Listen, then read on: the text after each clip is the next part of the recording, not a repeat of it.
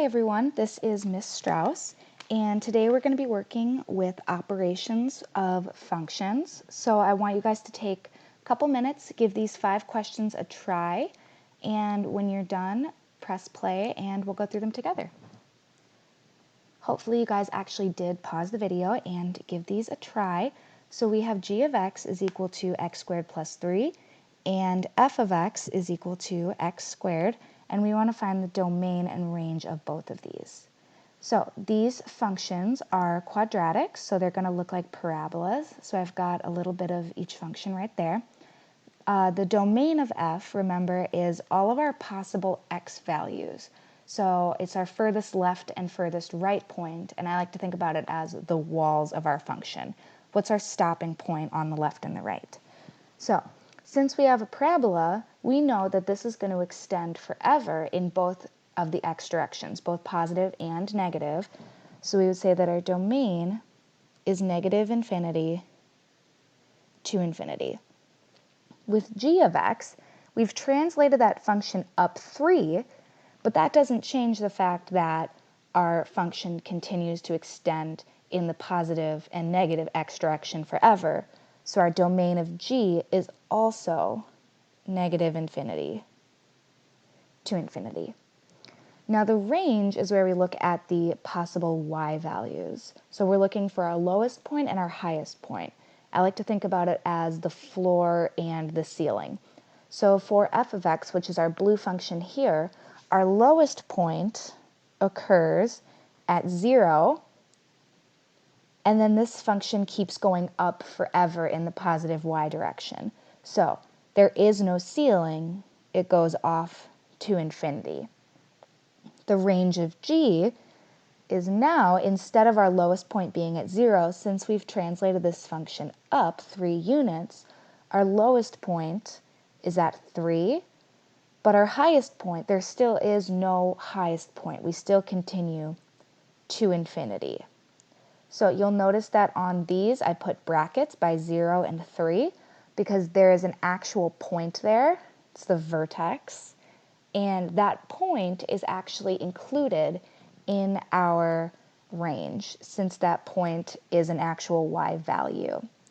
So we put brackets there. We can't put brackets on infinity because infinity isn't a real number. We can't actually reach it. So we put parentheses there instead. So how does translating a function up affect the domain and range of the function?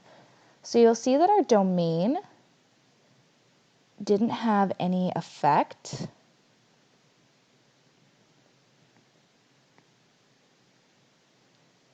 But our range changed what our lowest point was.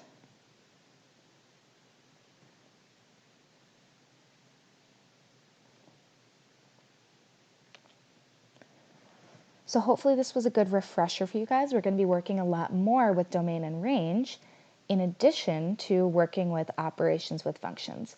So we are going to be looking at how to add and subtract functions instead of just numbers.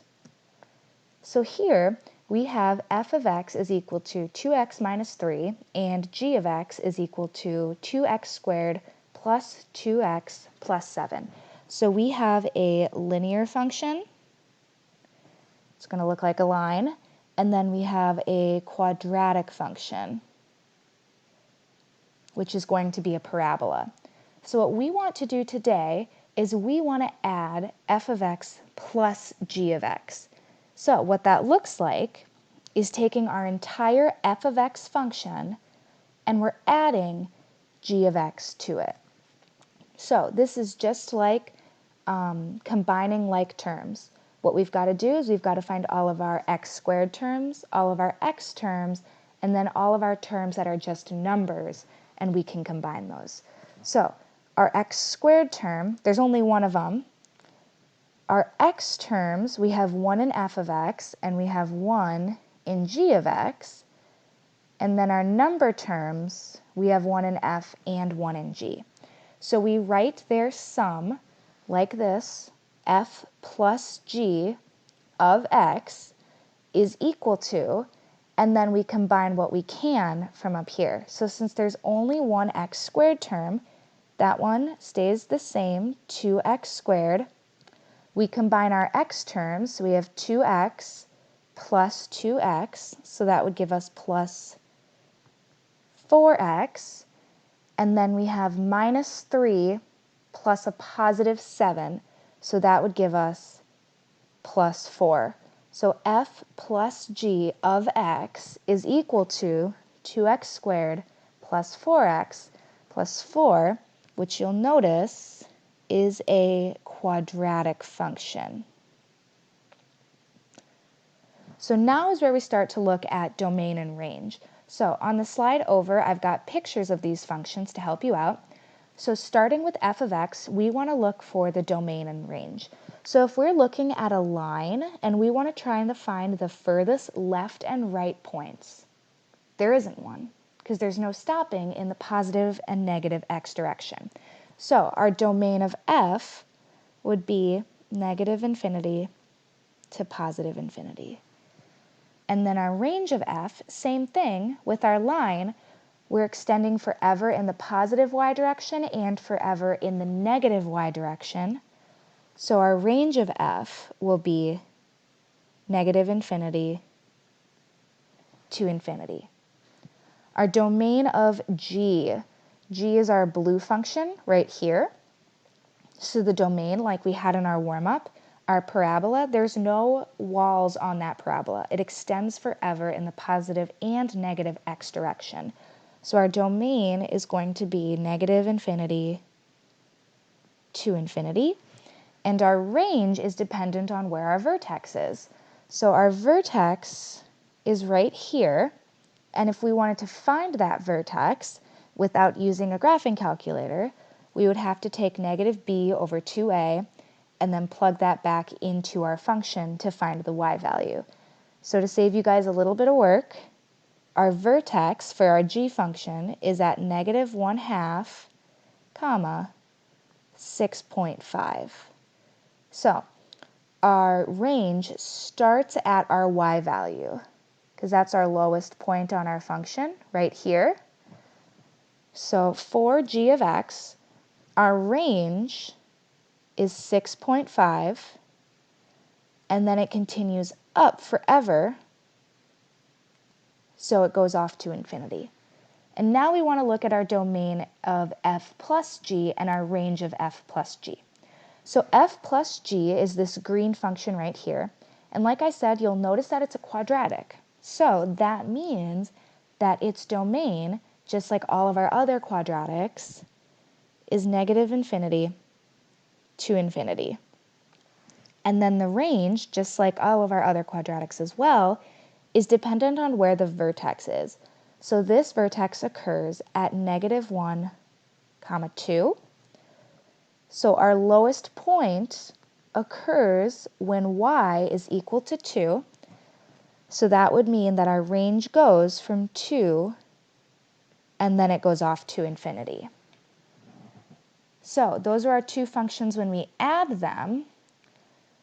What's it going to look like when we subtract them? So if we want to take f of x minus g of x, it's the same setup. The only thing is that it's a minus sign right here. And we're subtracting all of g of x off. So we have to remember to distribute this negative into this function. So we can rewrite this. Our f of x stays the same. We have 2x minus 3. And then this 2x squared becomes a minus 2x squared. This 2x becomes a minus 2x. And then this positive 7 becomes a minus 7, since we distributed that negative to each term. So just like we wrote f plus g of x, now we have f minus g of x.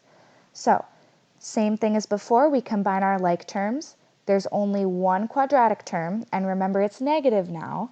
So that's negative 2x squared. Our linear term, we have 2x and negative 2x. So we don't have any linear terms, so just minus 0x, and you don't have to write that. And then we have a minus 3 and a minus 7, so we have minus 10. And again, remember, this is a quadratic. So we've already gone over the domain and range of f and the domain and range of g. So let's look at what the domain and range of f minus g looks like. So I've got our functions here. In our red, we have f of x still, and in our blue, we have g of x. Our black right here is f of x minus g of x. So you'll notice, again, since we have a quadratic, our domain is negative infinity to positive infinity. And then our range is a little bit different. Since we have a downward-facing parabola, and we have this downward-facing parabola because this 2 is negative, and remember that flips the parabola upside down. So our range, we start with our lowest point. We start with our floor. There's no floor because it goes forever in the negative y direction. So we start with negative infinity. And then we're going up and we're looking for the highest point, and that highest point occurs when y is equal to negative 10. So we would say our range goes from negative infinity to negative 10, and we include a bracket on there. So since our parabola is facing down, instead of starting with a number and going off to infinity, we start with negative infinity, and then we go up to a number. So I want you guys to pause the video, give these 3 a try, and then when you're done, press play and we'll go through them together. So for number 1, we are looking at f minus g. So doing that, we would have 15x squared minus 8x plus 4. And then we're subtracting g, which is 11x plus 6. So remember, we have to distribute that negative in here. So this gives us 15x squared minus 8x plus 4. This becomes minus 11x and then minus 6. So once we do that, we combine our like terms. The 15x squared stays the same, so 15x squared. We have minus 8x minus 11x, which gives us minus 19x. And we have plus 4 minus 6, so that gives us minus 2. Now f plus g, we take 15x squared minus 8x plus 4 plus 11x plus 6. We don't have to distribute any negatives, so we can just combine like terms right off the bat. Same thing, our 15x squared stays the same. There's no terms that we can combine with it. We have negative 8x, and then we have positive 11x, so that becomes positive 3x. And then we have positive 4 and positive 6, so that becomes positive 10. And for our last one, we take g minus f. So for g of x, we have 11x plus 6, and we're subtracting 15x squared minus 8x plus 4.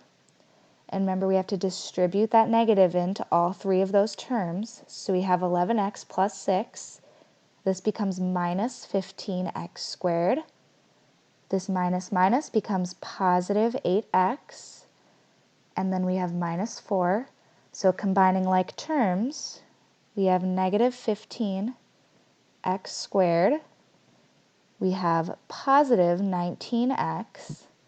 And we have positive 2. So that is g minus f, which you can't really see since I covered that up with my writing.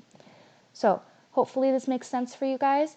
Be sure to work through your Pearson homework and contact your teacher if you have questions. And I will be back here tomorrow to work on multiplication of functions.